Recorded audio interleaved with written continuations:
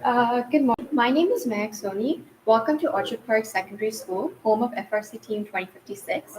If you have any questions, feel free to ask me. I would like to introduce our next speaker, Al Douglas from Team 4903, presenting Evaluating Team Resources. Over to you. Thank you for attending today. I know there's a lot of competition at this time slot, so we'll try to make this interesting. Let's go around the room first, hear where people are from and what your role is, I guess. I'm Michelle Rego. I'm from Team 9098 Firehawks. Okay, great. Right. I'm Andy Zahir. I'm from Team 9562, and I'm basically their draft coach manager. Okay. My name is Bernice. I'm from Team 1015 and Okay.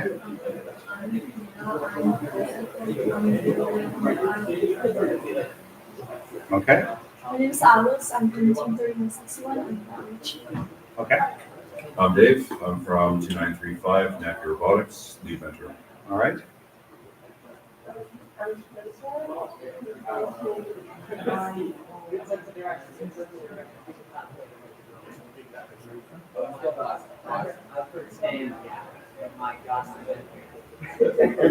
He is matching stand with the dad. From critical circuits, right? All right.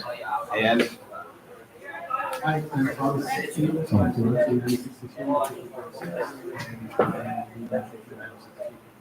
okay, and one more. Where are you from? Oh, Team 9098, Dennis, and yeah. All right. 9098 is actually in my presentation. So Oh, I'm the better half too, so. Am I late? Come right in. All right. What you need to say, what your name is and where you're from. I'm William from Markham, And what team? 7902. All right. All right, so we're going to talk about resources today. So who I am, my name is Al Douglas. I am a strategy mentor with 4903. That's the Vincent Massey Mustangs from Windsor, Ontario. We left at 5 in the morning this morning to drive up here. When I go to events, that's what I look like. I kind of dress like a clown. Professionally, I'm an electrical engineer. I used to work in the automation and robotics industry. I now teach robotics at St. Clair College in Windsor.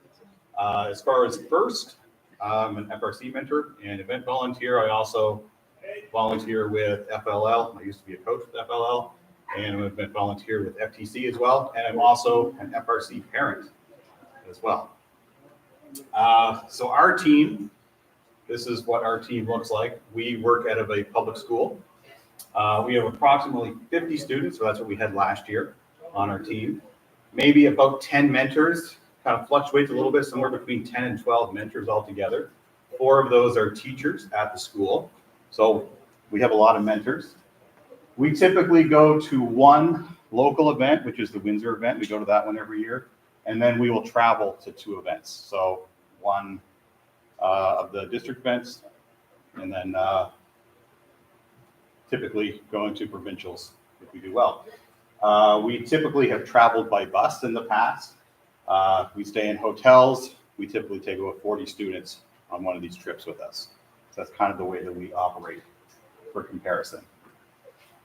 So what is a resource?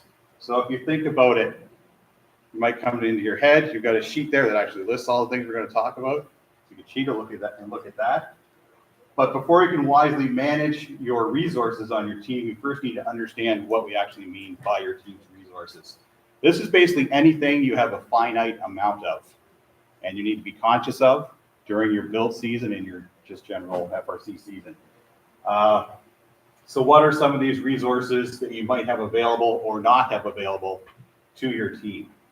So we are going to go through these today. We're going to try to evaluate how your team stacks up with resources and then how that should actually shape what you're trying to do as a team. So number one, we talk about resources. Number one thing first thing comes to your mind probably is money, right? So this is an expensive activity. Okay, let's not joke about that. It is expensive. You got to pay your registration fees. I haven't even looked. I know $8,800 last year. I'm not sure what it is this year. That gets you your events. You got to pay for travel. You got to pay for robot parts, your shirts and buttons, stuff like that. all kinds of other expenses you're going to have. It's an expensive activity to do. Everyone nodding their heads. They know, at least the mentors are nodding their heads. They know that. So what we're going to do, I want to have you try to evaluate your team's resources. So if you have that paper, you have a pen, try to evaluate. We're going to do a score 1 through 5 of where you think your team stacks up in each of these categories. So for money, give yourself a 5. You've got unlimited money on your team. There are some teams that live in the unlimited money world. We'll look at some examples of that in a little bit.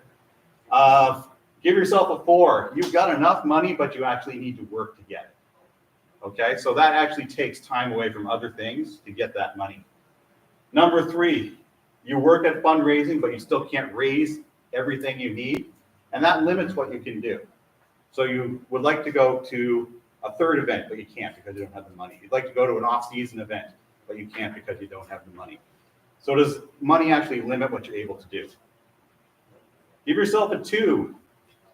If that limits what you can do and fundraising takes a lot of time away from other activities that you could be doing, like building your robot. So if money is a constant worry and it's really draining what your team can actually accomplish during the season. And then 1, if you are in a constant crisis and you can barely afford to do this and you are in a constant mode of, we might not be here next year, or we might not be able to compete this year. Okay? Give yourself a 1 through 5 on that. Next thing we're going to look at, the students. You need to have enough knowledgeable, experienced students that allow you to complete your tasks. If you don't have enough, you don't have enough people to get things done. And if you have lack of knowledge and experience, this means you have to spend more time teaching and learning during the season. So we're just going to do a 5, 3, or 1 here. 5, you've got enough students to do the work, they're knowledgeable and they're experienced. A 3, they're knowledgeable and experienced, but you might not have enough of them. You have a very small team and it's difficult to get things done. Or you've got enough students, but they lack in experience and knowledge. Okay? So one of those 2 categories. Give yourself a 3 there. Give yourself a 1 if you've got a small team, not enough students, and they lack experience. Okay? So give yourself a number there, 5, 3, or 1.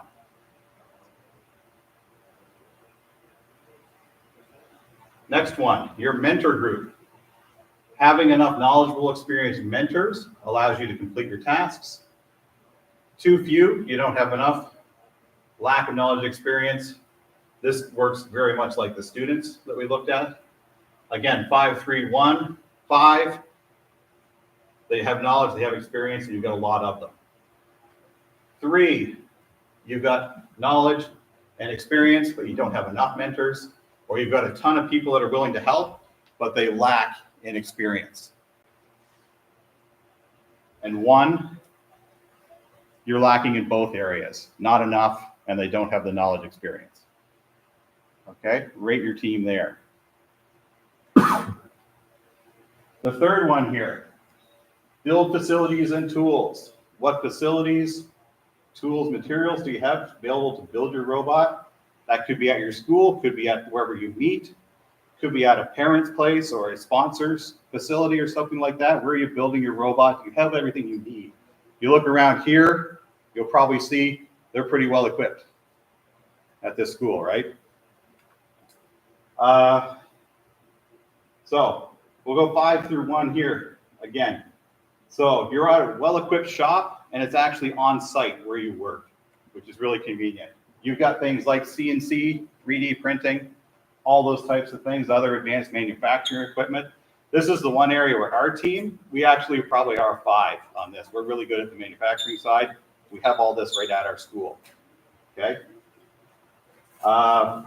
Give yourself a 4 if you've got access to these things, but you don't have them on site. Maybe you have a sponsor that does these types of things for you.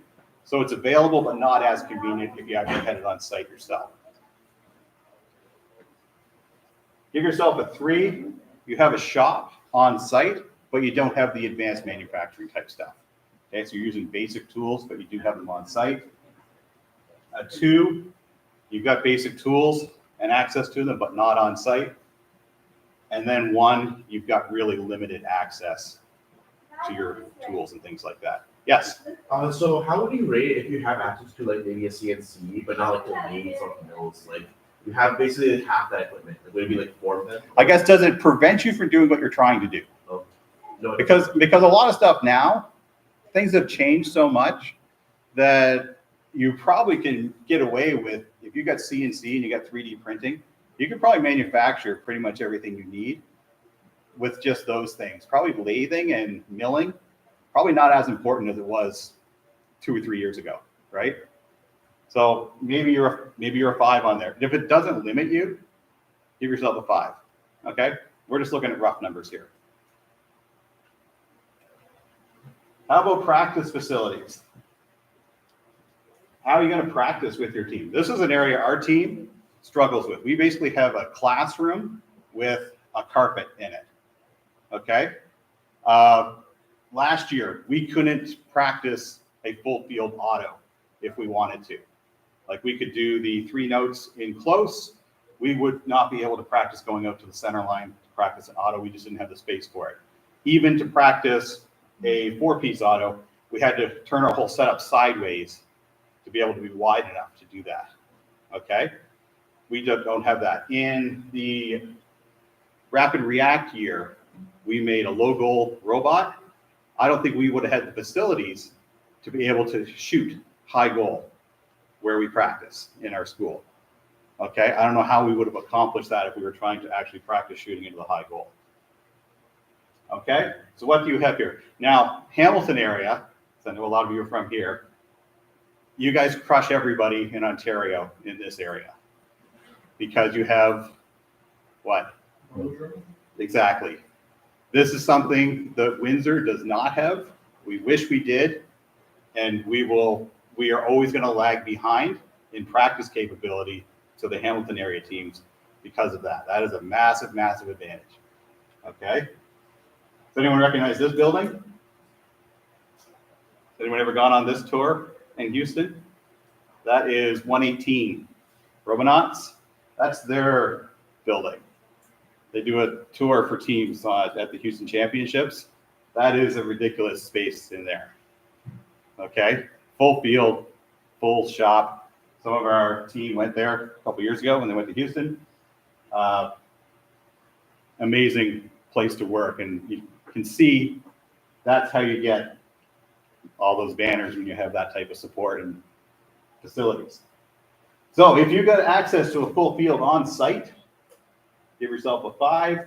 If you've got some field elements on site, give yourself a 4. You've got access to these things in a shared facility or something like that, but you need to pack up your robot and travel somewhere else to do it, give yourself a 3.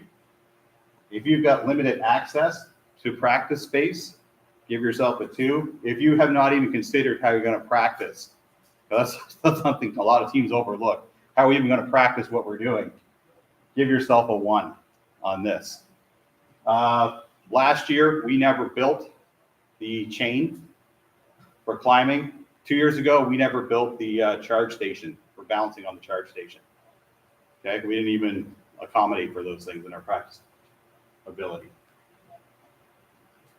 How is your cooperation between your school and sponsors? How well do you get along with that? How's that relationship? So if your school and organization is very supportive, give yourself a 5. I know this is another thing, Hamilton area. My understanding, school board very supportive in this area, or at least historically it has been. Somewhat supportive, a 4, kind of neutral, 3. If you have a difficult time managing those relationships, give yourself a 2. Or if there's a lot of barriers in place that affect other areas of performance for your team, give yourself a 1. Okay, see some smirking going on here. All right. Good. And the last one, time.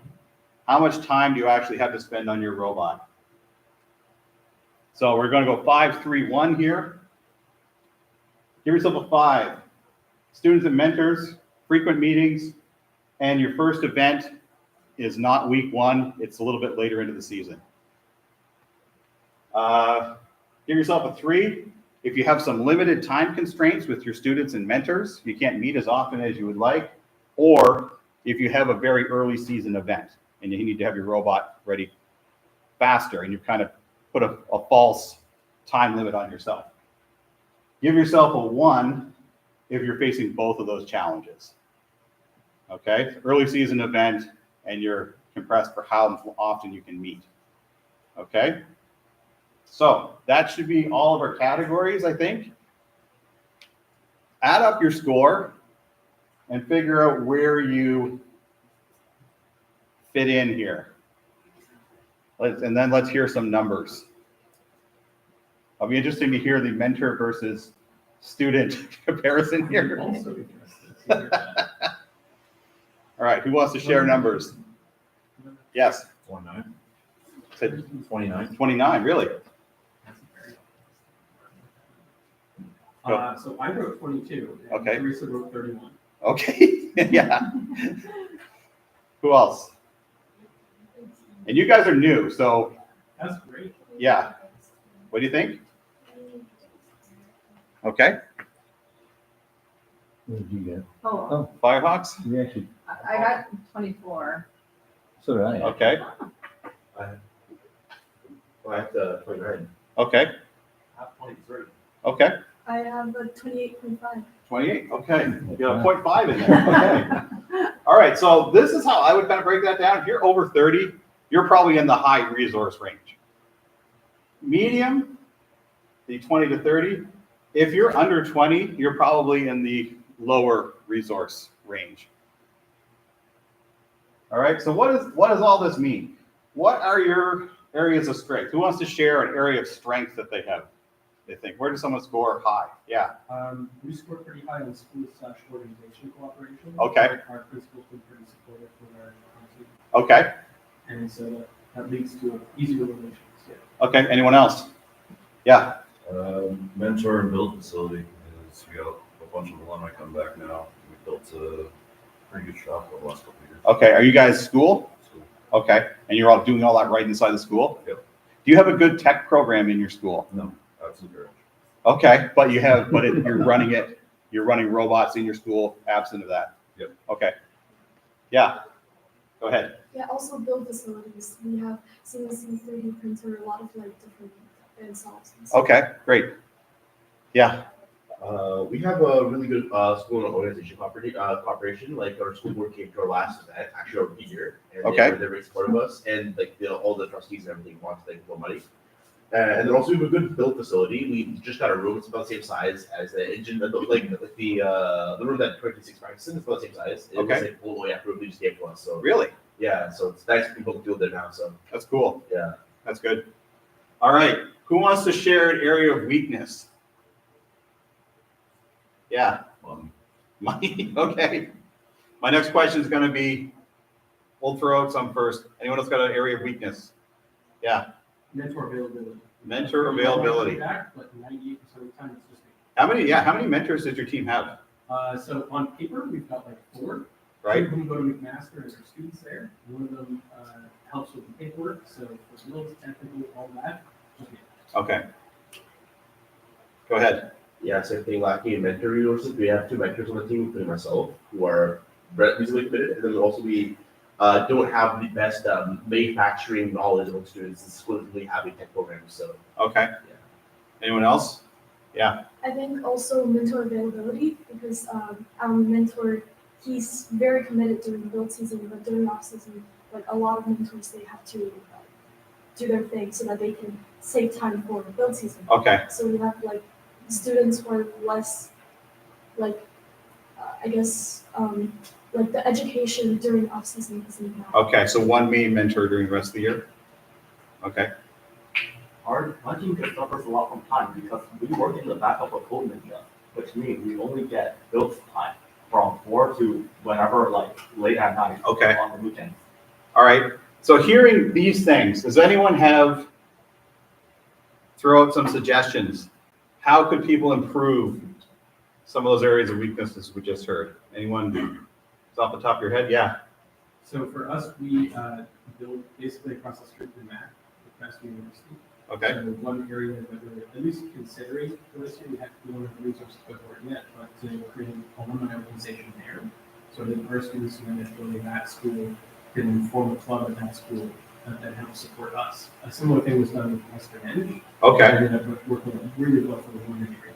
It's funny you mentioned that. We just, at St. Clair College, we just formed an FRC alumni club yesterday. Just ratified the club. So that's something we're gonna try to do robot in 3 days this year. So Awesome. hoping to do that. So, yeah, anyone else? Money. If anyone can solve the money problem, everyone would love to hear that. Just general fundraising, I Mentor, guess. talking about mentor problems, alumni is huge. It's getting 1 or 2 students come back every couple of years. Yeah. Changes everything.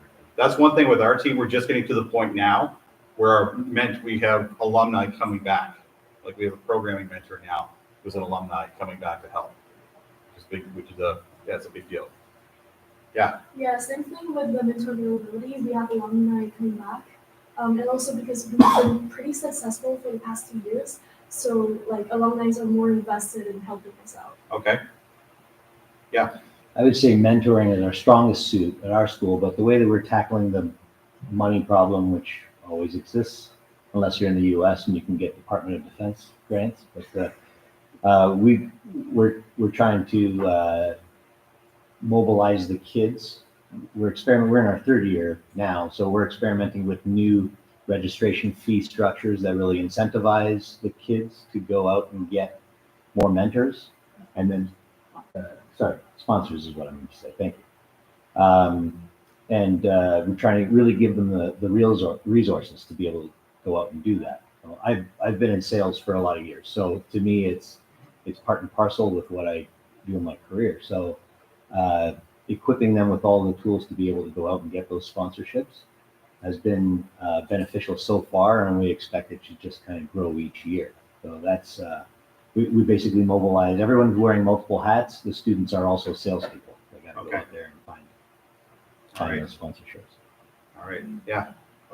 So for baseball areas, this is mostly just student training. So since we are trying to establish a more like concrete method of like assigning projects and assigning essentially just like ways of letting current existing students mentor and train the newer students who just joined this year.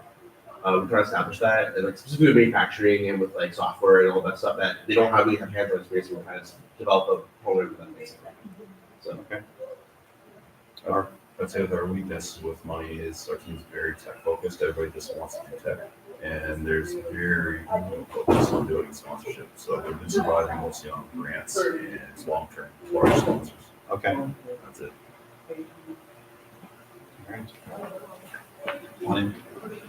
All right. So being a low resource team or a medium resource team does not mean you're not going to be successful. But not understanding your resources is going to lead to problems. The key is understanding what your team is capable of and designing and building a robot that is within those limitations. So this is where I get to talk about my team and how we do not follow these rules at all. So this is our orange line here is our history. I've been involved heavily with the team since 2018, which is right here. And this is from Statbotics, this is EPA. So you can see we've had some good years and some bad years. Our best one was 2023. Last year, huge drop off. So we've had peaks and valleys. 2018, we won a banner. 2019, we were a playoff team at the championship. 2020, built a bad robot, but we did get to compete. A lot of teams didn't. 2022, we didn't win a playoff match all year. We didn't get to playoffs at provincials. 2023 was our best year ever. We got to division finals at provincials, and we were a playoff team at champs.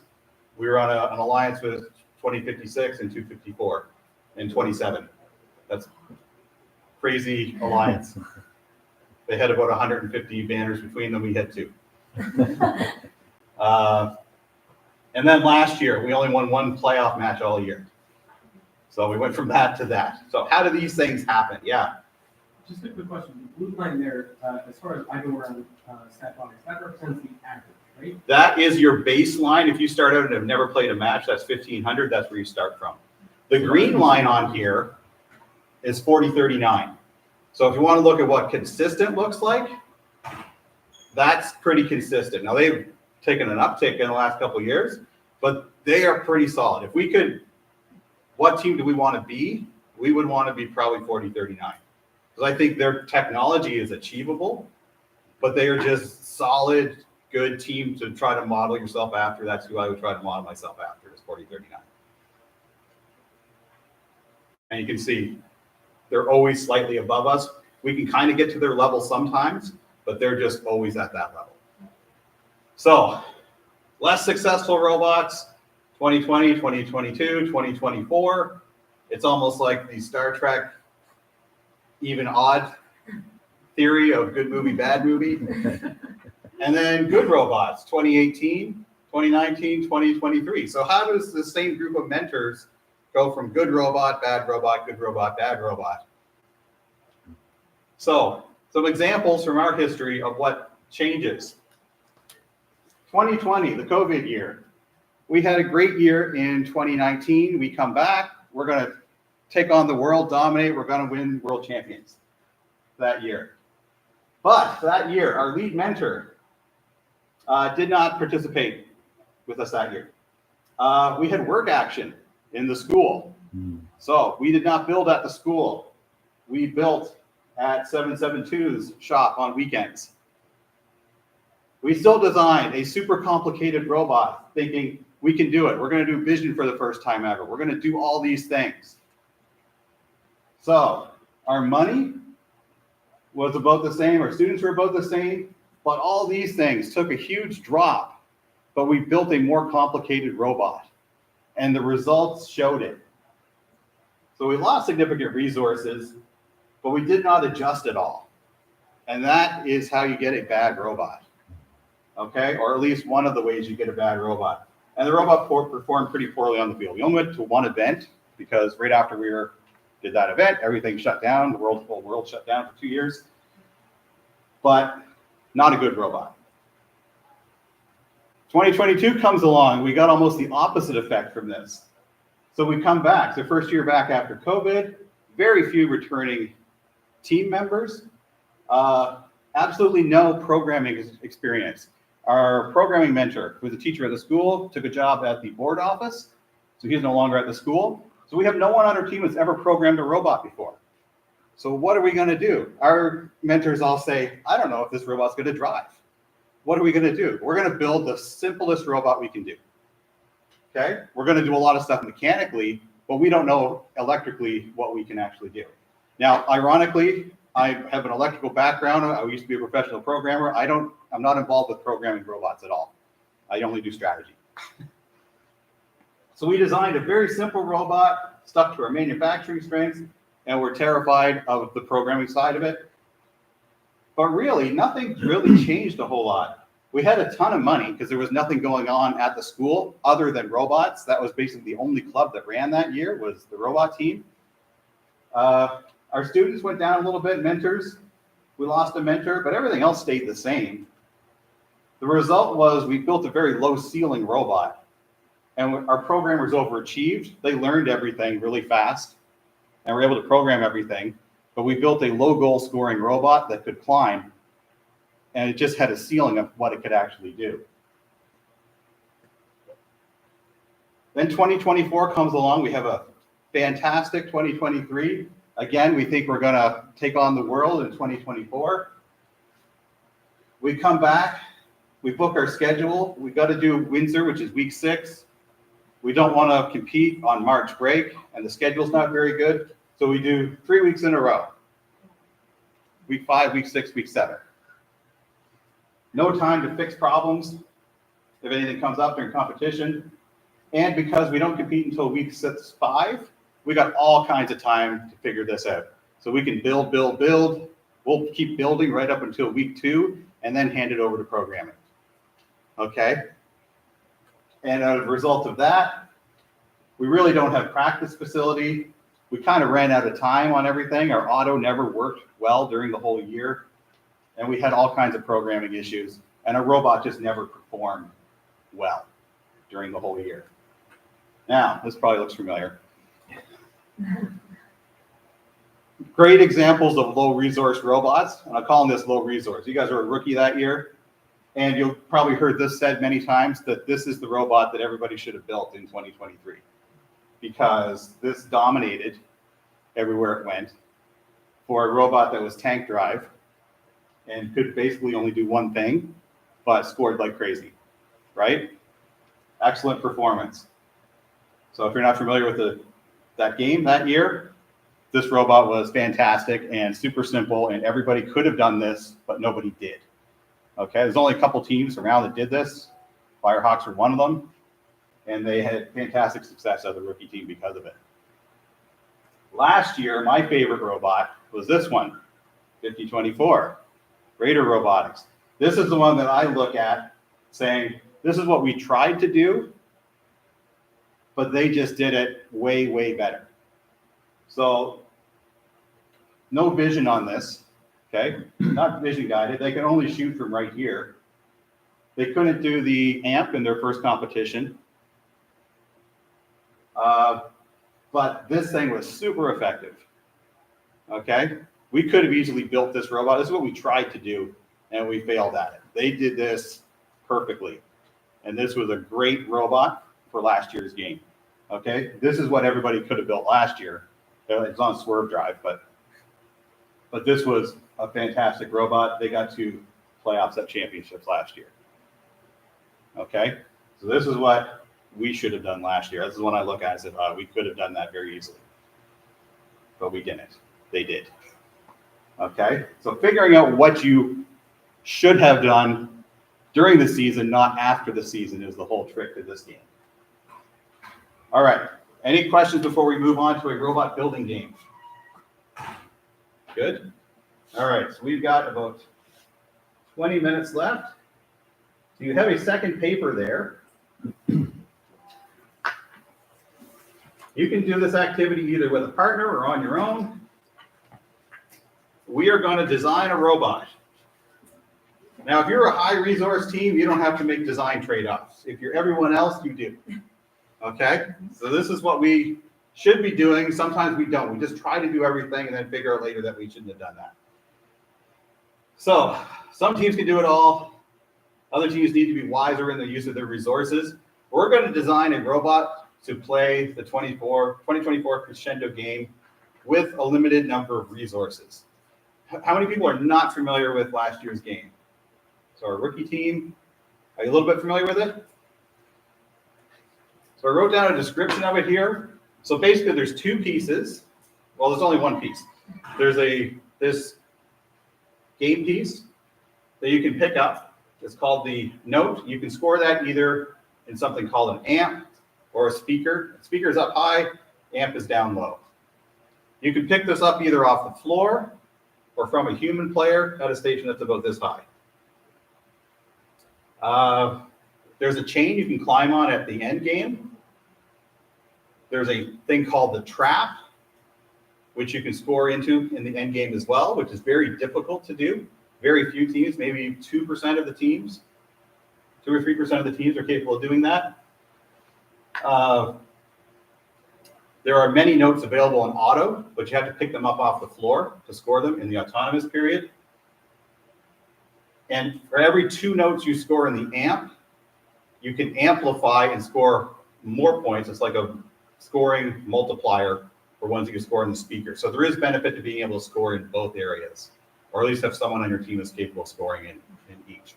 That's the breakdown of all the scores on each one.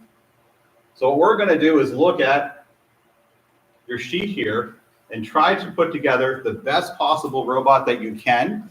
We're going to give you 75 points. That basically represents a day of your build season. Now, that's more days than there are in the build season, but let's assume you can do 2 different tasks at one time. So 75 points altogether. You need to pick something from each of these rows and write in its cost over here. Okay? Each of the options tells you what it is and how much it does for you. And then in brackets is how many resource points it costs you. So for example, if I said, I'm gonna pick the good swerve option, and that gives me 6 cycles per match, so I can go up and down the field 6 times if I pick that drive, that costs me 25 points. If I was to pick the Kitbot tank drive, that only costs me 5 points, but it can only do 3 cycles up and down the field, or somewhere in between. And write down the maximum cycles you get off of that over here. And then each other row here will have a cost and how it will impact your overall performance. So if you're picking up from the floor, but it's slow, that's going to cost you -1 cycle off what you can do. Or if you pick up from the floor and it's a touch it, own it type system, that's no negative. Picking up from human is going to cost you 2 extra cycles. Okay? So go through, write in your cost here, and write in how that impacts your amp cycles or speaker cycles. Now remember, if you choose no amp scoring, I'm not going to make an amp mechanism, you don't get any amp cycles. If you choose no speaker scoring, you don't get any speaker cycles, you just forget that. And we're going to look at what's the maximum number at the end of how many pieces could you possibly do in auto, how many possible could you do in amp and speaker, what's your maximum end game points, and your maximum failures per 10 matches. So you'll see things at the end here, like driver practice. How much resources are you going to spend on practice? Because that's going to earn you extra cycles. Reliability. How much time are you going to spend making your robot more reliable? One of our big issues last year was notes getting stuck on the robot because we didn't spend much time until later in the season making sure the notes couldn't get stuck on the robot. And we disabled ourselves in matches because a note would get stuck and then we're playing defense for the rest of the match. Typically in playoff matches was when that would happen. Vision. If you spend a lot of time on vision, we're going to say you can get anywhere from 1, 2, or 3 extra cycles per match with good vision, but it costs you more time. Okay, so what's the best combination you can come up with? Does the robot you built last year fit into one of these? Yes? I just have a question. I wasn't here, sorry, during the evaluating just as you. I still want to do it because I think it's really interesting. Is it up to 5 in each category for the fitness switch? Yeah, okay, thank you. Yes. I will put that back up on the screen.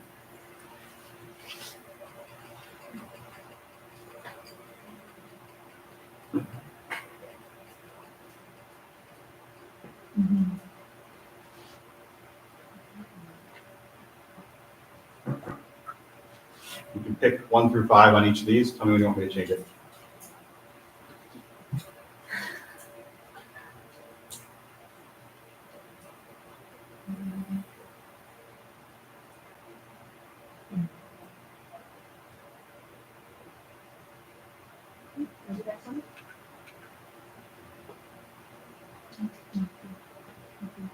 Yeah. Question. For the truck part, right? The track, yeah. If you're able to do track reliably, you can become chargers and just do all 3 tracks.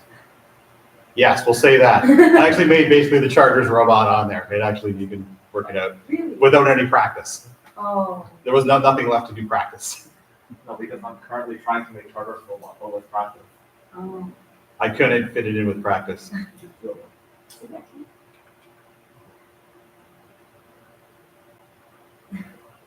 Good? We all have the interest.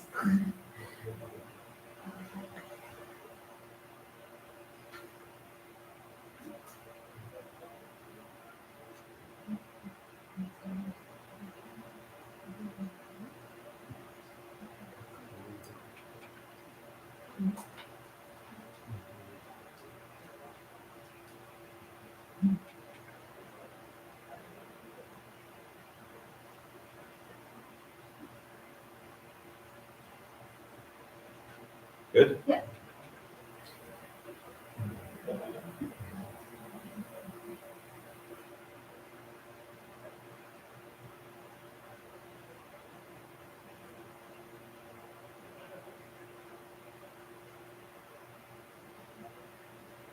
Good. Yeah.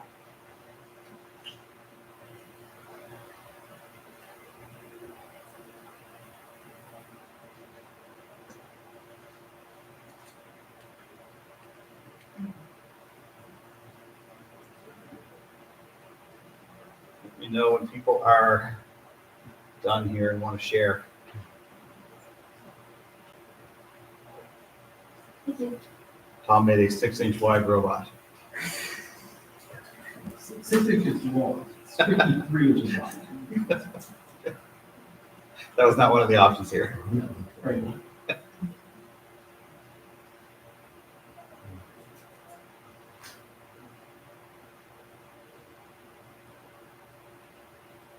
You were saying that the rule of 75 units applies to only the low resource students, and you're saying the upper resource students don't worry about it. Yeah, I mean, you could change that number to play this game. If you're a mid-resource team and a robot that you made would have cost more than 75 bucks, does that mean that it's going to be out or? I don't know. These are just arbitrary numbers. Okay. I thought it balanced out okay. It's a pretty consistent, I like it. You could tweak this to however you want to do it, or tweak it to whatever the game is this year. That's a really good idea. Yeah. We had it, Is this how you decided on the robots? absolutely not. We had 2 of our students made this for the, they made it based off of the charged up Okay, robot. yeah. We played this game last year. They did this for us.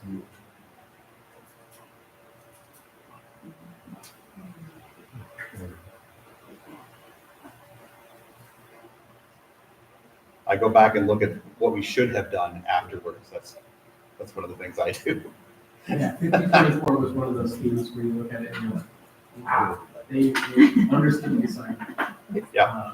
And then again, Firebox, they did the same thing with OK. Yeah. Oh my God. All right. Does anybody have a combination they want to share? Sure, I will. Yeah. We're over budget. What we tried to do is go back into our mindset. We didn't do this kind of exercise, so this is wonderful. Okay. This is a real great takeaway. But we tried to go back into our mindset as we were trying to make these decisions this past season. Okay. It's kind of hard because you can't exactly get into our mindset at that time, but we ended up with 90 points, so a little over, Okay. little over budget. A few of the things kind of happened by accident, I would say.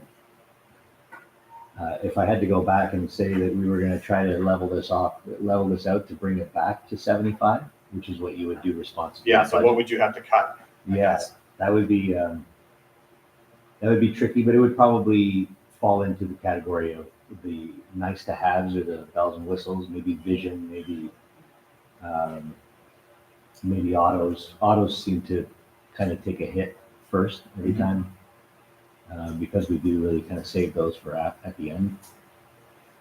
And those 2 things in and of itself would have brought us to within our budget. Okay. Could you do both amp and speaker? Yes, Okay. we prioritized that pretty early. Okay. And Shooting from distance on the speaker? we didn't prioritize that. Okay. We ended up figuring that out as time went on, but initially we thought, let's just focus on scoring from the subwoofer. Okay. And then did you save, like, did you go tank and save there? Yes, that was already decided before. Will your team continue to go tank? It's yet to be seen. Okay. We're going through that waiting right now. We're just gearing up right now with the new team. Because that's a real interesting question. Like for a team like yours that's had so much success with tank drive, the investment to try to go to swerve and what you would lose from that. Because one thing we really noticed that there's a lot of teams that do swerve and do it not well. And the rest of the robot really suffers because of it. Like it's a process to get there. Yeah. You mentioned 4039 makeshift. They're the reason that this team exists. Our son was on that team for 6 years. And still, I guess he's mentoring now. But they were excellent guidance for us. We took a page from them on the swerve conversation, which is spend a lot of time off season and get real comfortable before you actually commit to it. So I would say that's the stage that we're discussing right now. Okay. is How much time can we time in all of these other resources? How much can we Okay. devote to it? All right. Who else has another combination? Yeah, So we actually built 2 robots this year. We did one for season, one for CNE.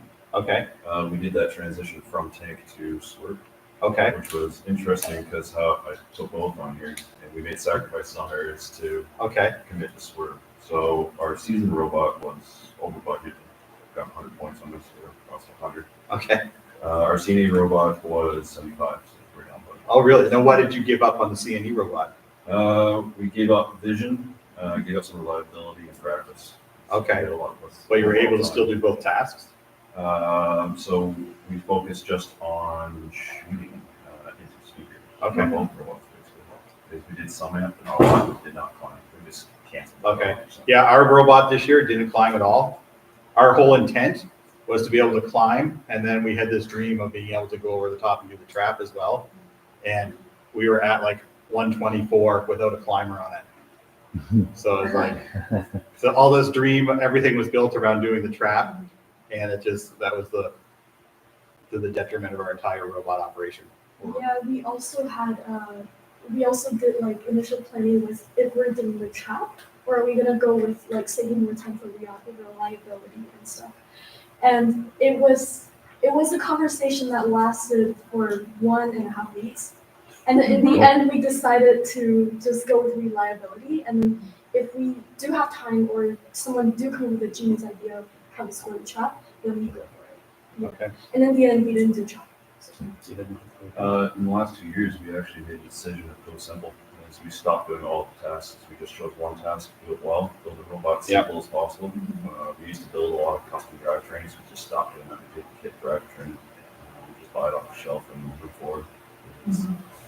And that's Try not to reinvent anything. Just reuse what anybody else started. If you're a rookie team, I think that is the best advice you could probably give to a rookie team. It's just use what's already available to you and try to use your time wisely elsewhere. We have a decade of building custom stuff that has been terrible. And then as soon as we switched to buy things off the shelf, in the last 2 years, we had pretty decent success with just off the shelf. Yeah. So I tried to recreate a robot just adding swerve, and I put a lot of option trees, and I sacrificed I think trap, vision, and practice, which is what we did in real life. Like we had very limited practice, we didn't do a lot of vision, we were super reliable, but I was really happy with how our team did this year because we tried so hard to keep yelling at ourselves to like keep it simple, because in 2023 like our robot just did not work because we had to do something too complex. But we've taken a big step to buy swerve this year, so it's been a bit scary just because like it's a very big investment.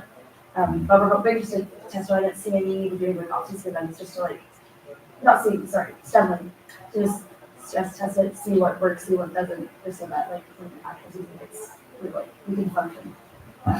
Yeah. Good. I also want to add to that, like it's like a lot of less experienced members may always want to make the robot like really complex, like all sorts of different functions, all sorts of things that they can do. But in the end, it's simplicity that's always the answer. Yeah. Because, for example, our 2023 robot, Creos, that was when our graph went from this to that. And so basically what happened was, initially we were planning a telescoping arm, and one of our programming members actually like even simulated it, like simulated the telescoping arm, right? And in the end, we didn't have time to do it. In the like we ended up with a stick, a literal stick that goes up and down to score the pieces on different levels. But it worked perfectly. It's perfect. With tuning and practice, it's perfect. Yeah. One thing that I think was touched on earlier with the score discussion, doing something in the off-season to understand it. I think we can all take a lesson out of that book when it comes to other mechanisms. So for example, our team is practicing to our challenge for the Southwest event. We're not entering that robot at any other event because we're not super confident yet. We want to learn how to build it for it because we saw Team 2015 during last year. And previous years, we have the same turret over and over again. If we have a turret and it's no shooting year, that might be beneficial because everyone's switching to it. Other things where you can do an elevator or, a double four-arm robot arm or something like that. These more complicated mechanisms, I would also recommend building one in the off season or make it out of wood and cardboard just to do a mock-up. Because moving to swerve is a 6-month problem. Yeah, good. With 2 minutes left, go ahead. Yeah, so I was gonna say what's interesting is so the robot I built was basically just a speaker cycling robot with pretty much no vision. And I just try to get as much cycles I could possibly get because I was looking at it and I'm like, okay, I'm trying to maximize the amount of points I can score. So that came to 75 points. It had 8 speaker cycles and basically 1 attendant expected failure. So reliable square robot. That's not what we built. We built a robot that would have been 105 points because it was swerve. It was ground pickup. It was speaker scoring, amp scoring, climbing, kinda. It had auto vision, but like no. And we had practice, but also we were actually burnt out because we spent probably like easily every single day building on the robot, and we went to practice with it every single weekend. And some of the stuff didn't work. So like we probably would have done better if we didn't focus so much on the amp. We didn't focus on doing climbing. Yeah. We just did speaker, and I feel like that must have been like our focus for sure.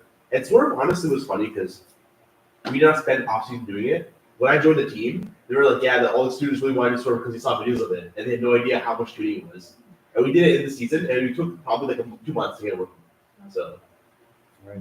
yeah. All right, I think that is all the time we have.